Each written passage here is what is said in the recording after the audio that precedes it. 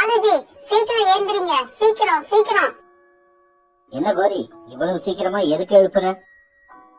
வாங்க வயல்ல போய் விளைச்சல் எப்படி இருக்குன்னு பாத்துட்டு வருவோம். கோரி என்ன இவ்வளவு பொறுப்பா வயலுக்கு கூப்பிடுற?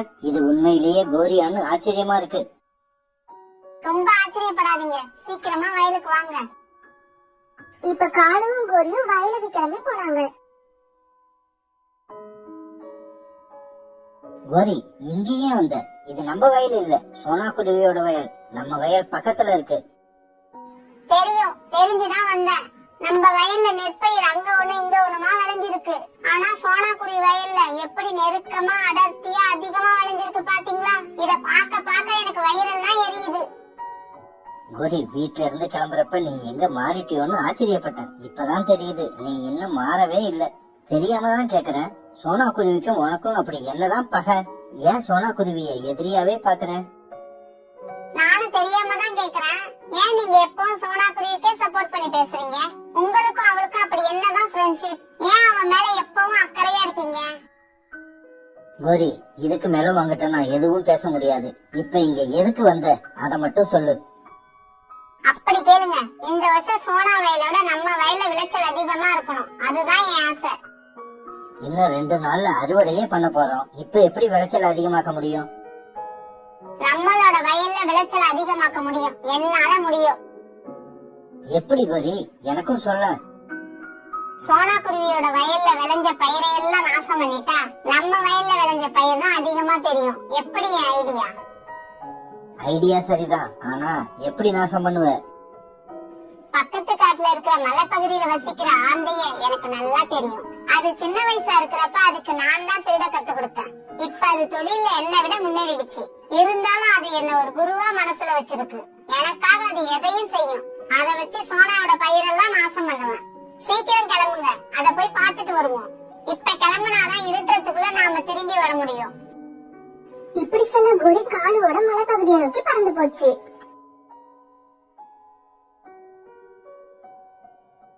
கோரிஜி என்ன பாக்குமா இவ்வளவு தூரம் வந்தீங்க? ஒரு வார்த்தை சொல்லிருந்தா நானே அங்க வந்திருப்பேனே. பாத்தீங்களா காலுஜி உங்க கோரிக்கு கிடைக்கிற மரியாதைய? சின்ன சைத்தான் பெரிய சைத்தானுக்கு மரியாதை கொடுக்குது. இதுல என்ன ஆச்சரியம் இருக்கு? காலுஜி இன்னொரு தடவை என்ன சைத்தான்னு சொன்னீங்க வாயிலே போடுவேன். கோரிஜி என்ன விஷயமா இவ்வளவு தூரம் வந்தீங்க? ஆந்தையாரே, உனக்கு திருட கத்து கொடுத்ததே நான் தான். ஆனா இப்ப எனக்கு ஒன்னால ஒரு வேலை ஆகணும். சொல்லுங்க கோரிஜி, அதை செய்யதான் காத்துக்கிட்டு இருக்கேன். சொல்றேன். எங்க காட்டுல சோனான்னு ஒரு குருவி இருக்கு. என் வயல் விளைச்சலை விட அவ வயல்ல விளைச்சல் அதிகமா இருக்கு. இருக்கலாமா? அப்படி இருக்கவே கூடாது. எப்பவும் எங்கேயும் கோரி தான் ஒரு படி மேல நிக்கணும். அதனால நீ உன் ஆளுங்களை அழைச்சிட்டு வந்து சோனா வயல்ல உள்ள பயிரை எல்லாம் நாசம் பண்ணிடு. இது எனக்கு ஒண்ணும் பெரிய விஷயம் கிடையாது. இருந்தாலும் யாராவது பாத்துட்டு பஞ்சாயத்தை கூட்டிட்டாங்கன்னா பெரிய பிரச்சனை ஆயிடும். ராத்திரி 2 மணிக்கு மேல யார் முழிச்சிருக்க போறா? வயல்ல உள்ள நெல்லு கூட தூங்குற நேரம் அது. நீ அப்ப வந்து உன் கைவரிசையை காட்டு. அப்படின்னா சரிதான், நீங்க சொன்ன வேலை முடிஞ்சதாவே நினைச்சுக்கோங்க. என் சிஷ்யனை பாத்தீங்களா, எவ்வளவு நம்பிக்கையா சொல்றான். பிறகு கோரிக்காகவும் காலுக்காகவும் தங்களோட வீட்டுக்கு போனாங்க. அப்பா, வானத்துல உள்ள நட்சத்திரங்களை பார்க்கும் போது உங்களுக்கு என்ன தோணுது? நம்ம வயல்ல உள்ள நெல்மணிகள் மாதிரியே இந்த நட்சத்திரங்கள் மினுமினுக்குது. அம்மா, இந்த நட்சத்திரங்களை எல்லாம் பார்க்கும் போது உனக்கு எப்படி இருக்கு? என் சிச்சு குட்டியோட கண்கள் மாதிரியே இந்த நட்சத்திரங்கள் மின்னுது. நட்சத்திரங்களை பார்த்தா எனக்கு உன் கண்கள் மாதிரி தான் தோணுது. சோனா குருவி அதோட கணவர் சிச்சு இவங்க 3 பேரும் நெற்கதிர்கள் விளைஞ்சு அறுவடைக்கு தயாரா இருந்ததால ராத்திரி வயலுக்கு பக்கத்துல இருந்த மரத்துல தங்கிட்டாங்க. இந்த வருஷம் விளைச்சல் அதிகமா இருந்ததால அவங்க ரொம்ப சந்தோஷமா இருந்தாங்க. இப்ப பாதி ராத்திரி ஆயிடுச்சு. சோனா சிச்சு 2 பேரும் தூங்குங்க. எனக்கு தூக்கம் வரப்ப உங்களை எழுப்பி விடுறேன். அப்பா, எனக்கு தூக்கம் வரல. நீங்களும் அம்மாவும் தூங்குங்க. வயல்ல நான் பாத்துக்கிறேன். சிச்சு இப்படி சொன்ன உடனே சோனா குருவி அவரோட கணவரும் தூங்கிட்டாங்க. பிறகு சிச்சு தங்களோட வயலை கண்காணிச்சுட்டு இருந்தது. என்ன கோரி பாதி ராத்திரி ஆயிடுச்சு, இன்னும் உன்னோட ஆளுங்களை காணோம்? என் சிஷ்யன் ஆந்த சொன்ன சொல்ல காப்பாத்துவான். Wait and see. அதோ தெரியுது பார், அதுதான் சோனா குருவியோட வயல். வாங்க அத போய் நாசம் பண்ணிட்டு வருவோம். ஒருவேளை யாராவது நம்மள பாத்துட்டாங்கன்னா உடனே திரும்பி வந்துருவோம். நம்மள யாரும் பார்க்க கூடாது, அதுதான் முக்கியம். சரி, கிளம்புங்க சீக்கிரம். சோனா குருவியோட வயலை நாசம் பண்ண ஆந்தைகள் கூட்டமா பறந்து வந்துச்சுங்க.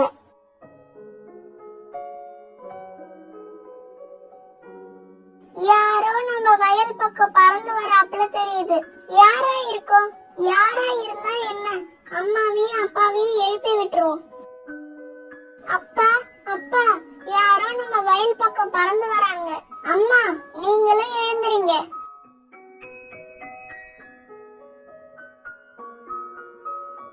அவங்க பக்கத்துல வர வரைக்கும் அமைதியா இருப்போம். பக்கத்துல வந்ததுக்கு அப்புறம் கல் எடுத்து வீசிக்கிட்டே திருடன் திருடன்னு கத்துவோம்.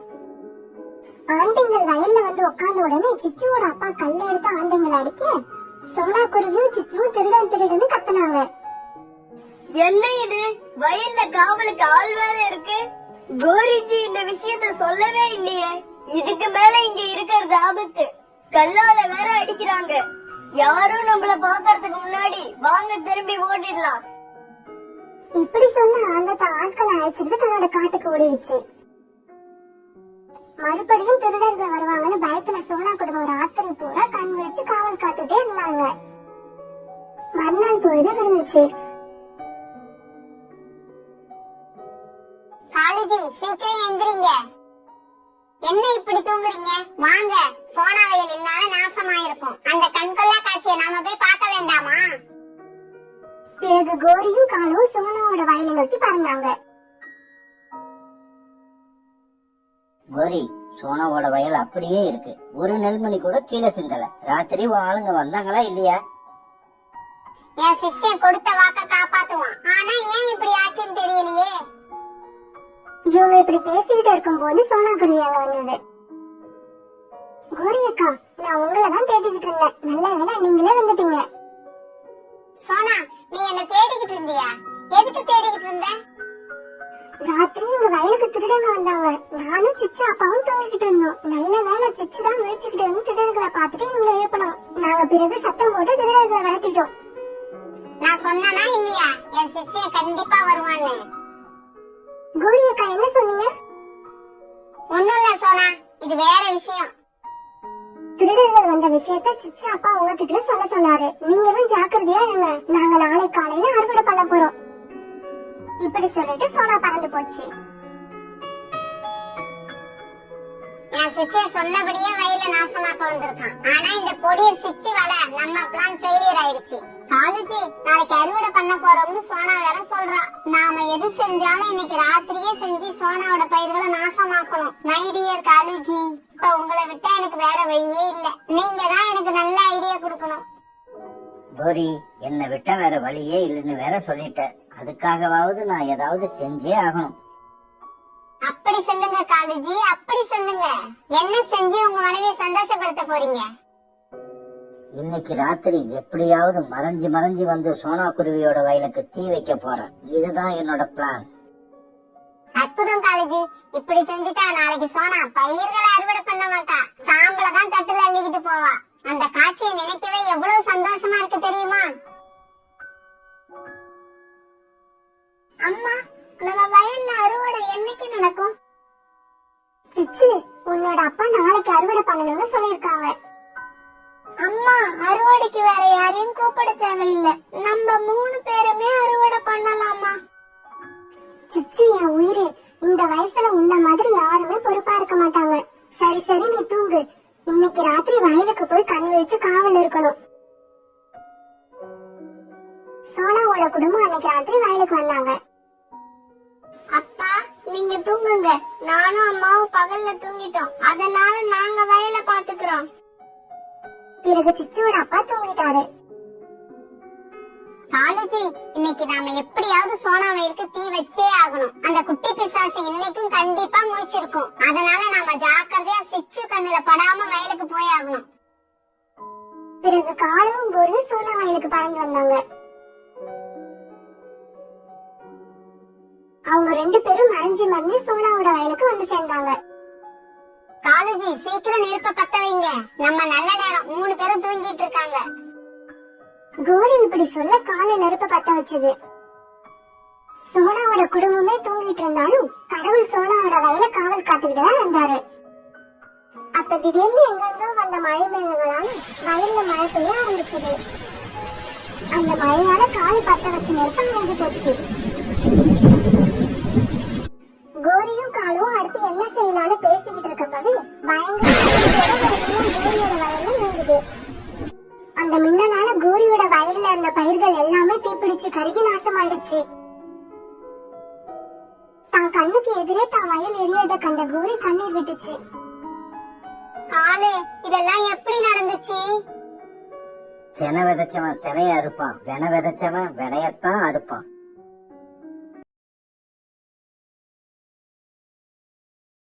காலு, என்ன வந்ததுல இருந்து எதுவுமே பேசாம மௌனமா உட்காந்துருக்க? என்ன விஷயம் சொல்லு. மாமா, இந்த தடவை வயல்ல நெல்லு பயிர் பண்ணியிருந்தோம். அதுல எங்களுக்கு ரொம்பவும் லாஸ் ஆயிடுச்சு. அதனால அடுத்து என்ன பண்றதுன்னே புரியல. விவசாயம் பண்ணவே ரொம்பவும் பயமா இருக்கு. காலு, விவசாயம்னு வந்துட்டாலே நஷ்டம் எல்லாம் சர்வசாதாரணம். வேணும்னா ஒண்ணு செய். இப்ப உள்ள கிளைமேட்டுக்கு ஏத்த மாதிரி சோளம் விவசாயம் பண்ணு. உனக்கு போன தடவை உண்டான லாஸையும் சேர்த்து இந்த தடவை சம்பாதிச்சிடலாம். மாமா, உண்மையாவா சொல்றீங்க? அந்த அளவுக்கு சோள பயிர்கள லாபம் வருமா? இங்க பாரு காலு, சோளத்தை விவசாயம் பண்ணுனா பயிரும் நல்லா விளையும். மார்க்கெட்ல இப்ப சோளத்துக்கு நல்ல கிராக்கி இருக்கு. அதனால நிறைய பணமும் கிடைக்கும். ரொம்ப நன்றி மாமா, ரொம்பவும் நன்றி. அடுத்து என்ன பண்றதுன்னு தெரியாம திகச்சு போயிருந்த எங்களுக்கு நீங்க ஒரு நல்ல வழி காட்டிட்டீங்க. இப்படி சொன்ன காலுக்காக உடனே அங்கிருந்து கிளம்பி தன்னோட வீட்டுக்கு பறந்து போச்சு. காலுஜி, மாமாவை பாத்தீங்களா? ஏதாவது ஐடியா சொன்னாரா? கோரி, இந்த தடவை நாம சோளம் பயிர் பண்ண போறோம். மார்க்கெட்ல சோளம் நல்ல விலைக்கு போய்கிட்டு இருக்கான். சோளத்தை பயிர் பண்ணுனா நாமளும் நிறைய லாபம் சம்பாதிக்கலாம். காலுஜி, நீங்க வயல்ல எந்த பயிர் பண்ணனாலும் சரி, அதுக்கு தண்ணி ஊத்தணும், களை எடுக்கணும், அப்புறம் ஏகப்பட்ட வேலைகள் பார்க்கணும். அதெல்லாம் என்னால முடியாது. உங்களால தனியா வேலை செய்ய முடிஞ்சா எந்த பயிரை வேணாலும் விவசாயம் பண்ணுங்க. கோரி, நீயே இப்படி பேசினா எப்படி? நம்ம வயல்ல நீயே வேலை செய்ய மாட்டேன்னு சொன்னா வேற யார் வந்து வேலை செய்வா? காலுஜி, எனக்கு ஒரு ஐடியா தோணுது. சோனா குருவி இப்ப மத்தவங்க வயல்ல கூலிக்கு தான் வேலை செய்யுது. பேசாம அதை நம்ம கூட பார்ட்னரா சேர்த்துப்போம். வர்ற லாபத்துல ஆளுக்கு பாதின்னு சொல்லுவோம். அது கண்டிப்பா ஒத்துக்கிட்டு நம்ம வயல்ல வேலை செய்ய வரும். கோரி, விளைச்சல்ல பாதிய சோனா கிட்ட கொடுத்துட்டா மீதிய வச்சுக்கிட்டு நாம என்ன பண்றது? காலுஜி, நாம நம்ம வயல்ல வேலை பார்க்க போறதும் இல்ல, வயல்ல வேலை பார்க்க போற சோனாவுக்கு பாதி பங்கு கொடுக்க போறதும் இல்ல. அதாவது வயல்ல நாம வேலை பார்க்கற நேரம் வந்தா ஏதாவது சாக்கு போக்கு சொல்லி எஸ்கேப் ஆயிடுவோம். அப்படி நாம போயிட்டா சோனா குருவியே எல்லா வேலையும் செஞ்சிடும். அறுவடை நேரம் வர்றப்ப புத்திசாலித்தனமா ஏதாவது செஞ்சு சோனா குருவியை ஏமாத்திட்டு முழு விளைச்சலையும் நாமளே எடுத்துப்போம். இப்படி பேசிக்கிட்ட காலுக்காகவும் கோரிக்காகவும் பிறகு சோனா குருவி வீட்டை நோக்கி பறந்து போனாங்க. சோனா, வயல்ல இப்படி எல்லாரும் சேர்ந்து வேலை செஞ்சா நல்ல விளைச்சல் வரும். பிறகு அந்த விளைச்சலையும் நாம ஆளுக்கு பாதியா ஷேர் பண்ணிப்போம். காலண்ணா, வயல்ல எல்லா வேலையும் நானும் என் பொண்ணு பியூட்டியுமே செய்ய முடியாது. நீங்களும் சேர்ந்து வேலை செய்யற மாதிரி இருக்கும். சோனா, அததான் நாங்க ஏற்கனவே சொல்லிட்டோமே. நாம 4 பேரும் வயல்ல ஒன்னா வேலை செய்வோம். பிறகு கிடைக்கிற லாபத்தை ஆளுக்கு பாதியா எடுத்துப்போம். பிறகு மறுநாள் வயல்ல எல்லாரும் வேலை செய்ய ஆரம்பிச்சாங்க. காலண்ணா, எங்க கோரி அக்காவை காணோம்? சோனா, கோரி அக்காவுக்கு வீட்டுல கொஞ்சம் வேலை இருக்கு. அதை முடிச்சிட்டு இதோ இப்ப வந்துருவா. வா, நாம வேலை செய்ய ஆரம்பிப்போம். சோனா, இன்னைக்கு சாயங்காலத்துக்குள்ள இந்த சோள விதைகளை நாம வயல் பூரா விதைச்சாகணும். காலுக்காக இப்படி சொல்லிட்டு இருக்கும் போதே கோரிக்காக அங்க அவசரமா பறந்து வந்தது. காலுஜி, எங்க அம்மாவுக்கு உடம்பு சரியில்லையா? பக்கத்து காட்டுல இருந்து இப்பதான் செய்தி வந்தது. இன்னைக்கு நமக்கு வயல்ல வேற வேலை இருக்கு. என்ன பண்றதுன்னே தெரியல. கோரி, இன்னைக்குதான் நாம வயல்ல விதைக்க ஆரம்பிக்க போறோம். இன்னைக்கே நாம வயல்ல வேலை செய்யாம உங்க அம்மாவை பார்க்க போனா சோனா குருவி நம்மளை பத்தி தப்பா நினைக்கும். அதனால இன்னைக்கு சாயங்காலம் வரைக்கும் வயல்ல வேலை செஞ்சுட்டு அதுக்கப்புறம் உங்க அம்மாவை பார்க்க போவோம். இவங்க இப்படி பேசிக்கிறத கேட்ட சோனா குருவி காகங்கள் மேல ரொம்பவும் இறக்கப்பட்டது. காலண்ணா, நீங்க கோரியக்காவை அழைச்சிட்டு அவங்க அம்மாவை போய் பாருங்க. வயல் வேலைய பத்தி கவலைப்படாதீங்க. நானும் பியூட்டியும் சேர்ந்து இன்னைக்கு சாயங்காலத்துக்குள்ள விதைச்சு முடிச்சிடுறோம். சோனா, உனக்கு ரொம்பவும் நன்றி சோனா. இக்கட்டான சமயத்துல எங்களுக்கு நீ உதவி பண்ற. இத நாங்க மறக்கவே மாட்டோம். என்னங்க, சோனா சொன்னது காதுல விழல? சீக்கிரம் வாங்க, எங்க அம்மாவுக்கு என்னாச்சுன்னு தெரியல. உடனே போய் பார்க்கணும் போல இருக்கு. கோரிக்காக இப்படி சொல்லி காலுக்காக தாழ்ச்சிக்கிட்டு பறந்து போச்சு. கொஞ்ச தூரம் இப்படி போன இவங்க ஒரு அருவிக்கரையில உட்காந்து இப்படி பேச ஆரம்பிச்சாங்க. கோரி, உன்னோட நடிப்பு ரொம்பவும் சூப்பரா இருந்தது. உண்மையிலேயே உங்க அம்மாவுக்கு உடம்பு சரியில்லையோன்னு நானே நினைச்சிட்டேன்னா பாத்துக்க. இந்த மாதிரி கொஞ்ச நேரம் அருவிக்கரையில உட்காந்து ஜாலியா பேசிக்கிட்டு இருந்த காலுக்காகவும் கோரிக்காகவும் பிறகு அங்க அப்படியே படுத்து தூங்க ஆரம்பிச்சாங்க. அம்மா, வாங்க நம்ம விதை விதைக்க ஆரம்பிப்போம். இப்பவே ஆரம்பிச்சாதான் சாயங்காலத்துக்குள்ள பூரா விதைகளையும் விதைச்சு முடிக்க முடியும். இப்படி பேசிக்கிட்ட சோனா குருவியும் பியூட்டியும் பிறகு வயல்ல விதைகளை விதைக்க ஆரம்பிச்சாங்க. நாள் முழுக்க ரொம்பவும் கவனமா வேலை செஞ்சாங்க. அன்னைக்கு சாயங்காலம் ஆச்சு. சோனா குருவியும் பியூட்டியும் சேர்ந்து அந்த வயல் முழுக்க விதைகளை சரியான முறையில விதைச்சு முடிச்சாங்க. பிறகு சோனா குருவி தான் பொண்ணு பியூட்டியை அழைச்சுக்கிட்டு தன்னோட வீட்டுக்கு பறந்து போச்சு. இப்படியே சில நாட்கள் நகர்ந்துச்சு. இப்ப சோனா வயல்ல சோள பயிர் விளைஞ்சு மேல வந்திருந்தது. ஆனா அந்த சோள பயிர்கள் கூடவே தேவையில்லாத செடிகளும் முளைஞ்சு வந்திருந்தது. ஒரு நாள் காலையில சோனா குருவி, பியூட்டி, காலுக்காகவும் கோரிக்காகவும் இவங்க 4 பேருமே வயலுக்கு வேலை செய்யறதுக்காக வந்திருந்தாங்க. காலண்ணா, நானும் பியூட்டியும் வயல்ல முளைஞ்சிருக்க களைகளை பிடுங்கி தூர போடுறோம். நீங்களும் கோரியாக்காவும் போய் இந்த பயிர்களுக்கு ஊத்த தண்ணீர் எடுத்துட்டு வாங்க. சோனா குருவி இப்படி சொல்ல காலுக்காகவும் கோரிக்காகவும் தண்ணீர் எடுக்க அருவிக்கரைக்கு பறந்து போனாங்க. அம்மா, தேவையில்லாத செடிகளை எதுக்காக நாம பிடுங்கி வெளியில எறியணும்? பியூட்டி, தேவையில்லாத செடிகளை நம்ம வயல்லே விட்டு வச்சிருந்தா சோள பயிர்களுக்கு போக வேண்டிய சத்து எல்லாம் அந்த செடிகள் உறிஞ்சு வளர ஆரம்பிக்கும். இப்படி நடந்தா சோள பயிர்களுக்கு சரியான வளர்ச்சி கிடைக்காது. பிறகு சோனா குருவியும் பியூட்டியும் சேர்ந்து வயல்ல தேவையில்லாம முளைஞ்சிருக்க களைகளை பிடுங்கி தூர எறிய ஆரம்பிச்சாங்க. கோரி, எனக்கு என்னவோ இன்னைக்கு தூக்கம் அதிகமா வருது.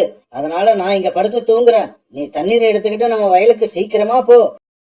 இங்க பாருங்க காலு, அந்த வயல் என்னோடது மட்டும் இல்ல, உங்களுக்கும் அதுல பங்கு இருக்கு. நீங்க வேலை செய்ய வரலன்னா நானும் அங்க போக மாட்டேன். தூக்கம் உங்களுக்கு மட்டும்தான் வருமா? எனக்கும் வரும். நீங்க இங்கே தூங்குங்க, நான் வீட்டுல போய் தூங்குறேன். இப்படி சொன்ன கோரிக்காக பிறகு பறந்து தன்னுடைய வீட்டுக்கு போயிடுச்சு. காலுக்காக அந்த நதிக்கரையில படுத்து தூங்க ஆரம்பிச்சிருச்சு. இப்ப சோனா குருவியும் பியூட்டியும் தங்களுடைய வேலையை பூரா செஞ்சு முடிச்சிட்டாங்க.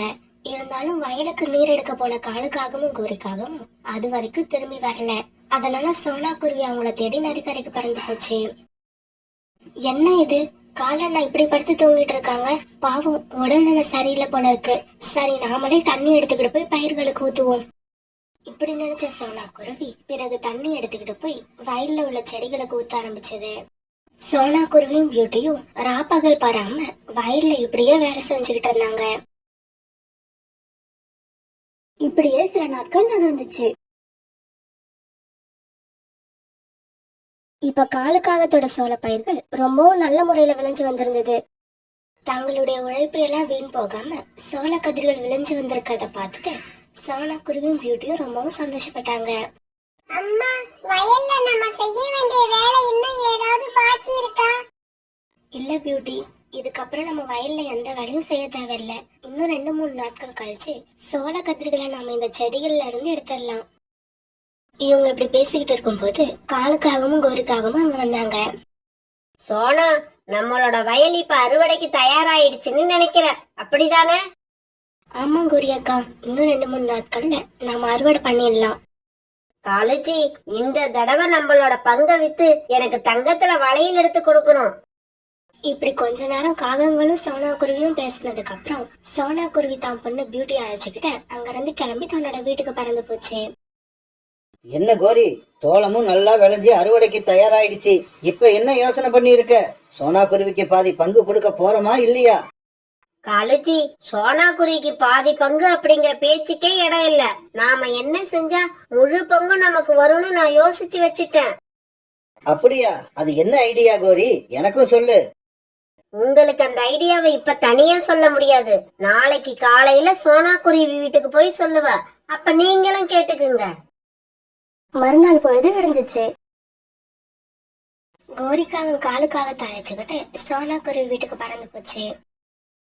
சோனா, இன்னைக்கு காலையில பக்கத்து காட்டுல இருக்க என்னோட தோழி என் வீட்டுக்கு வந்திருந்தா. பக்கத்து காட்டுல ஒரு வயசான குருவிக்கு உடல்நிலை ரொம்ப மோசமா இருக்கான். அப்புறம் அந்த குருவியோட பொண்ணு நம்ம காட்டுல வசிக்கிறதா என்கிட்ட சொல்லிட்டு போயிட்டா. ஆனா அந்த குருவியோட பேரு என்னன்னு தான் என்கிட்ட சொல்லல. கோரி அக்கா, அப்படின்னா அது என்னோட அம்மாவா தான் இருக்கும். ஏன்னா அவங்க ஏற்கனவே கொஞ்சம் உடல்நிலை சரியில்லாம தான் இருந்தாங்க. இங்க இப்ப அறுவடை வேலை செஞ்சே ஆகணும். எனக்கு என்ன பண்றதுன்னு புரியல. சோனா, அறுவடை பண்றத பத்தி நீ கவலைப்படாத. 2 நாளோ 3 நாளோ நீ திரும்பி வர வரைக்கும் நானும் காலேஜியும் உனக்காக வெயிட் பண்றோம். நீ வந்ததுக்கு அப்புறம் அறுவடை பண்ணிக்கலாம். அப்பதான் ஆளுக்கு பாதியா சரியா பிரிச்சு எடுத்துக்க முடியும். கோரிக்காக இப்படி சொன்னதை கேட்டு சோனா குருவி தன்னுடைய பொண்ணு பியூட்டியை அழைச்சுக்கிட்டு பக்கத்து காட்டுல இருக்கிற தன்னோட அம்மாவை பார்க்க பறந்து போச்சு. காலுஜி, இப்ப சோனா குருவி பக்கத்து காட்டுக்கு பறந்து போயிடுச்சு.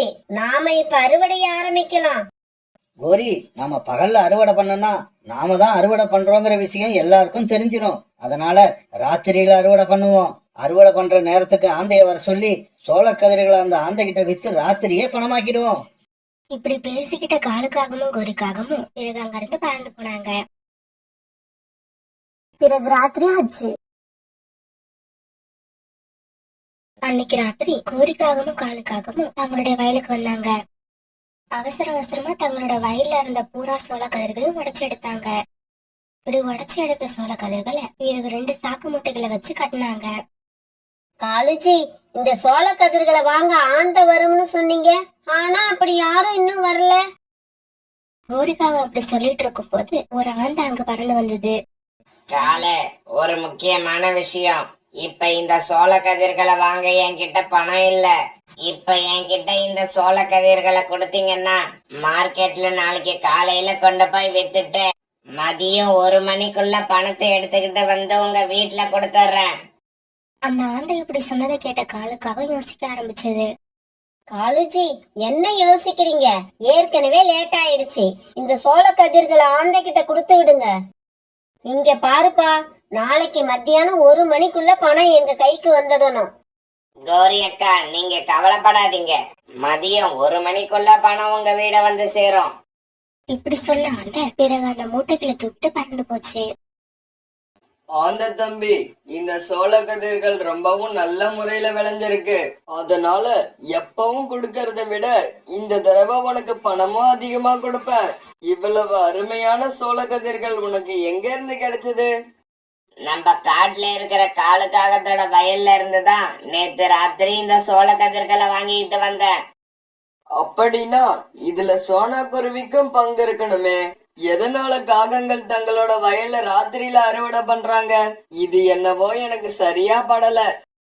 புறாண்ணா, அத பத்தி எனக்கு எதுவும் தெரியாது. நீங்க இந்த சோளத்துக்கு எவ்வளவு பணம் கொடுப்பீங்களோ அதை கொடுங்க. அதுல என்னோட கமிஷனை எடுத்துக்கிட்டு மீதி பணத்தை கொண்டு போய் மதியம் 1 மணிக்குள்ள அந்த காகங்கள் கிட்ட கொடுத்தாகணும். அப்படியா? அப்ப நான் ஒண்ணு பண்ணுவோம். என்கிட்ட இப்ப பணம் கொஞ்சம் குறைச்சலா இருக்கு. அதனால மதியம் சரியா 1 மணிக்கு இந்த பணத்தை எடுத்துக்கிட்டு நானே காலுக்காகத்தோட வயலுக்கு வந்துடுறேன். நீனும் அங்க வந்துரு. பிறகு அன்னைக்கு காலையில பக்கத்து காட்டுல இருந்து சோனா குருவி தன்னோட காட்டுக்கு திரும்பி வந்தது.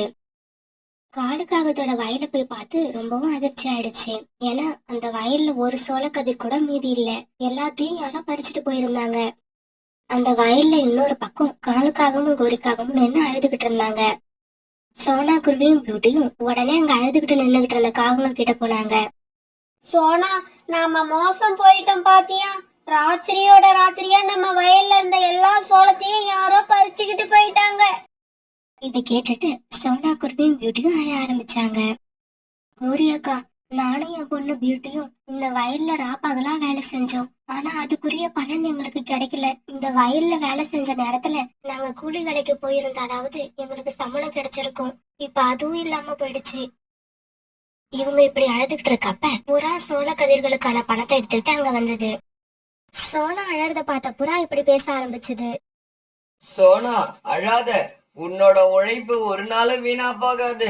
இந்தா உன் உழைப்புக்கான பணம். காகங்களே, இது உங்களுக்கான பணம். ஆந்த தம்பி, இந்தா உனக்கு சேர வேண்டிய கமிஷன் பணம். பிறகு நடந்த எல்லாத்தையும் சோனா குருவி கிட்ட புறா தெளிவா எடுத்து சொல்லுச்சு. அதை கேட்ட காலுக்காகவும் குறிக்காகவும் அவமானத்துல தலைய குனிஞ்சுக்கிட்டு நின்னாங்க. காலன்னா குறியக்கா, நீங்க 2 பேரும் இந்த வயல்ல விதை விதைக்க ஆரம்பிச்சதுல இருந்து ஒரு வேலை கூட செய்யவே இல்ல. அதை நான் பொறுத்துக்கிட்டேன். ஆனா எனக்கு தெரியாம அறுவடை பண்ணி சோளத்தை திருடணும்னு நீங்க நினைச்சதை என்னால பொறுத்துக்க முடியாது. இதுக்கப்புறம் நீங்க என்னோட முகத்துல முழிக்கவே முழிக்காதீங்க. போங்க இங்க இருந்து.